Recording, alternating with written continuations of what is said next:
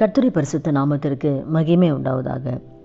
இந்த நாளில் கூட அன்னாளுடைய வாழ்க்கையில் நம்ம பார்க்கும் பொழுது, அன்னாளுக்கு குழந்தை கிடையாது.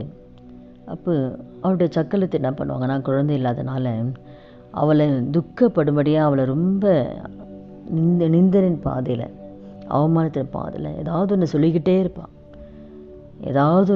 இருப்பாள். அவள் மனமடி வாகணும், அவள் துக்கப்படணுன்னே ஏதாவது ஒன்று பேசிக்கிட்டே இருப்பாள், சொல்லிக்கிட்டே இருப்பாள். அந்த நிந்தை அவளால் தாங்கவே முடியல. கணவன் எவ்வளோ ஆறுதல் சொன்னால் கூட அந்த ஆறுதல் அவளால் ஏற்றுக்கொள்ள முடியல. அந்த ஆறுதல் அவள் வாழ்க்கையில் ஒரு சமாதானத்தை கொடுக்கல. எப்படியாவது அவளை மனமடி வாக்குறதே அவளோட வேலை. நிந்தையின் பாதை, அவமானத்தின் பாதையில் போய் கொண்டது அன்னாளுடைய வாழ்க்கையில் தான். எங்கே போனாலும் விடுதலை இல்லை, எங்கே போனாலும் நன்மையை பெற்றுக்கொள்ள முடியல, எங்கே போனாலும் சமாதானம் இல்லை. அதுக்கப்புறம் நேராக அவள் என்ன பண்ணுறான், அன்னாள் என்ன பண்ணுறாங்கன்னா, நேராக ஆணுடைய சமூகத்துக்கு போகிறான். அவனுடைய சமூகத்துக்கு போய் மனம் கசந்து அழுது மிகவும் அழுது எந்தெந்த வகையில் இருதயத்தில் பாரம் வெளியில் சொல்ல முடியல, அவ்வளோ பாரத்தை மிகவும் அழுது ஆணுடைய நோக்கி விண்ணப்பம் செய்கிறான். ஆணுடைய சமூகத்தில் விண்ணப்பம் செய்து தன் இருதயத்தில் இருக்கிற பாரத்தெல்லாம் ஆண்டுகிட்ட ஊற்றுறான். வெளியில் சொல்ல முடியல, அவ்வளோ வேதனை, உபத்திரம், கண்ணீர், நிந்த, அவமானம் வெளியில் சொல்ல முடியல. நான் நேராக ஆணுடைய சமூகத்துக்கு போய் தான் இருதில் இருக்கிற எல்லா பாரத்தையும் ஊற்றி விட்டு, அதுக்கப்புறம் அவன் என்ன பண்ணனா, அதுக்கப்புறம் அவன் துக்க முகமாகவே இல்லை. எல்லாத்தையும் ஒப்படைச்சிட்டு ஆண்டர்கிட்ட, இப்போ எல்லாத்தையும் ஒப்படைச்சிட்டேன், நீங்கள் பார்த்துக்கோங்கன்னு சொல்லி. அதுக்கப்புறம் அவன் துக்கமாகவே இல்லை. அதுக்கப்புறம் அவள் போய் சாப்பிட்றான். அதுக்கப்புறம் அவள் சந்தோஷமாக இருக்கான்.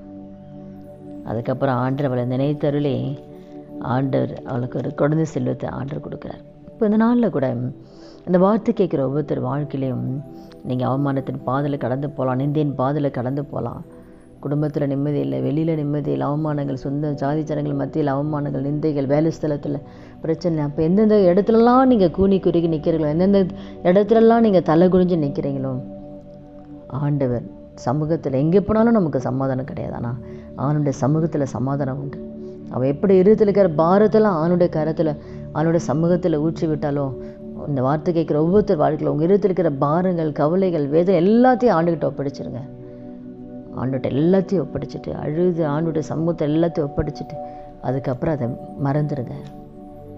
கர்த்தர் உங்கள் வாழ்க்கையில், கர்த்தர் நினைத்தரில் உங்கள் வாழ்க்கையில் அற்புதத்தை தேவன் செய்வார். எந்த காலத்தில் நீங்கள் வேதனைப்பட்டீங்க, எந்த காலத்தில் நீங்கள் அவமானப்பட்டீங்க, அந்த காரியத்தில் கர்த்தர் உங்கள் தலைநிமிர செய்வார். அந்த காலத்தில் உங்கள் வாழ்க்கையில் அற்புதத்தை பெற்றுக்கொள்ள செய்வார். எங்கே வெட்கப்பட்டீங்களோ அந்த இடத்துல கர்த்தர் உங்களை தலையை உயர்த்துவார். நீங்கள் ஜெபிச்சுட்டு அதுக்கப்புறம் சந்தோஷமாக இருங்க. கர்த்தர் கண்ணீரின் ஜெபத்தை கேட்கிறவர். அவர் காண்கிற தேவன், கண்ணீரை காண்கிற தேவன். அந்நாளின் கண்ணீரை கண்டு அவள் வாழ்க்கையில் ஒரு தீர்க்கதரிசி தேவன் கொடுத்தார்.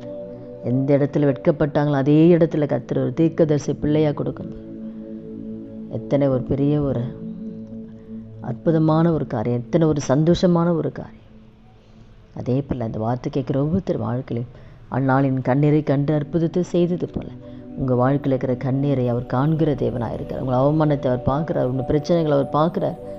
அவர் பார்ப்பது மாத்திரமல்ல, அதற்கு பதிலை கொடுக்கிற தேவன். உங்கள் வாழ்க்கையில் கண்ணீரை களிப்பாய் மாற்றுகிற தேவன், உங்கள் துக்கத்தை சந்தோஷமாய் மாற்றுகிற தேவன்.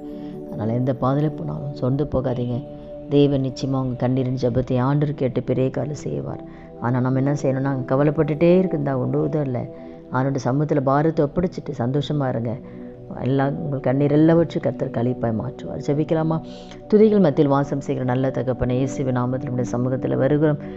இந்த வார்த்தை கேட்குற ஒவ்வொருத்தர் வாழ்க்கையிலே ஆண்டவரே தகப்பனே, அந்நாளின் கண்ணீரை கண்ட தேவன் ஆண்டவர், வார்த்தை கேட்குற ஒவ்வொருத்தர் வாழ்க்கையில் இருக்கிற கண்ணீரை கர்த்தர் கண்டு அவள் வாழ்க்கையில் ஒவ்வொருத்தர் வாழ்க்கையில் அற்புதத்தை செய்து உங்கள் நாமத்தை மையப்படுத்துங்க. ஒவ்வொருத்தர் வாழ்க்கையில் எல்லா நிந்தைகளை கர்த்தர் நீங்கள் மாற்றி போடுங்கப்பா. அப்படி நீங்கள் செய்ய போகிற தயவுக்காக நன்றி செலுத்துகிறோம். இயேசு கிறிஸ்து நாமத்தில் ஜெபிக்கிறோம் நல்ல பிதாவே, ஆமென். கர்த்தர் நாமத்துக்கு மகிமை உண்டாகுது.